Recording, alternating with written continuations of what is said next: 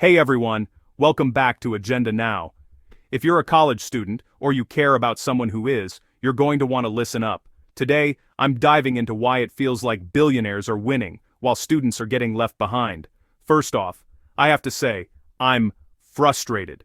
Congress has been making big decisions, but instead of actually helping with college affordability, they're getting stuck in culture wars and distractions. Here's the real headline.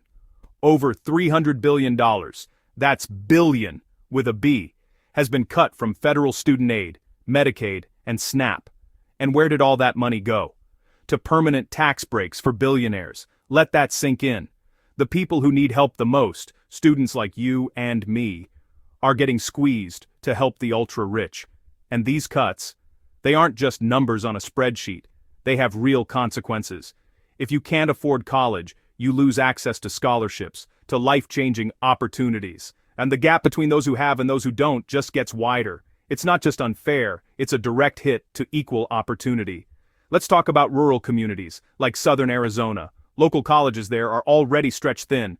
When funding dries up, these schools struggle to survive. But it's bigger than just the classroom. These colleges are the backbone of their communities. If they go down, local jobs vanish, services disappear, and hope for young people fades. Now here's something that really gets me. There's this debate about whether certain careers, like being an immigration lawyer, are left-leaning. Honestly, does it matter? Should your career goals be reduced to a political label? Scholarships and opportunities should be about skill, passion, and merit. Not about where you land on the political spectrum. Everyone deserves a fair shot. Period. At the end of the day, this is about more than policies and budgets. It's about real people, real dreams, and the future we're building. I believe every student deserves a chance to succeed, no matter where they come from. It's time to hold our leaders accountable. We need policies that lift students up, not push them further behind. If this video hit home for you, smash that like button, share it with your friends, and don't forget to subscribe for more updates on how these decisions are shaping our lives. Thanks for tuning in to Agenda Now. I'll catch you in the next one. Thank you, Mr. Chairman. I'm deeply frustrated that we're sitting in this committee room listening to Republicans recite the same culture war talking points instead of discussing how we can address college affordability in that crisis. This year, congressional Republicans slashed over $300 billion in federal student aid on top of cuts to Medicaid and SNAP, all to give billionaires a permanent tax break. As a member on the Education and Workforce Committee, I'm disappointed that my Republican colleagues choose to spend taxpayer dollars this way rather than reinvesting in our higher education system to lower student costs.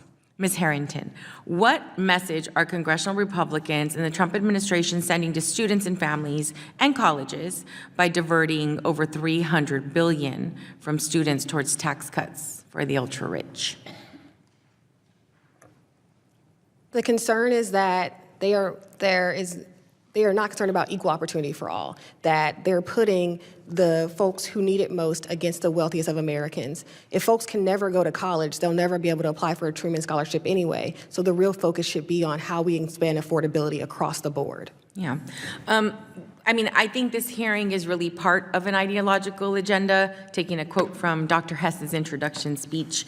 I have a concern in Arizona CD7. We have a lot of rural communities. Rural students in local colleges are already facing shrinking resources and limited access to higher education.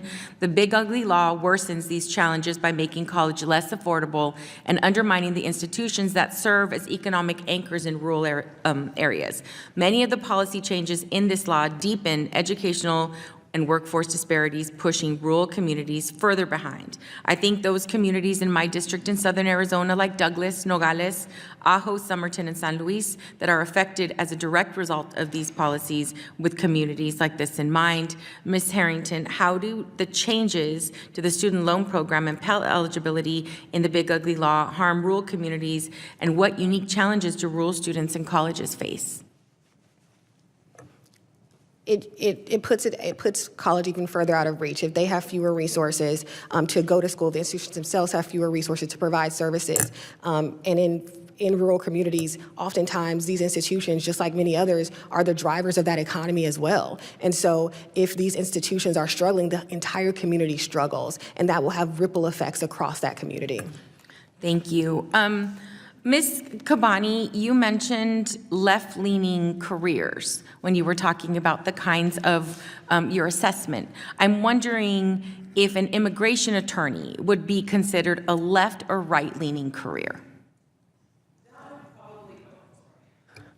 That would probably fall under a could not classify or potentially left-leaning if that person also had other Democratic or progressive items on their bio so that we could make a better determination. Okay, and what about a public school teacher teaching in an urban public school setting? Would that be a left-leaning or right-leaning career? That would be an NA. We wouldn't put them in either. I'm just really curious about how, you know, we're having a lot of big numbers and discussing what this looks like for all of the Truman Scholars, who's being selected, and knowing personally a Truman Scholar, understanding the transformative nature of this scholarship. I think it's really important for us to get through what this process looks like, and that on every college campus it's competitive. It's competitive, and so to suggest that because someone is interested in a career, when you look at them after having all the education that they've collected, I think that it's important for us to see that these opportunities that we have in these spaces really influence people, and maybe they started out with one career in mind and ended up with another one. And so I'm very concerned about how we're categorizing a left-leaning and right-leaning career. If you're a member of Congress, it shouldn't be either one, right? That should just be, it is what it is. So I want to thank you all for your time here. And with that, Mr. Chairman, I yield back. Thank you.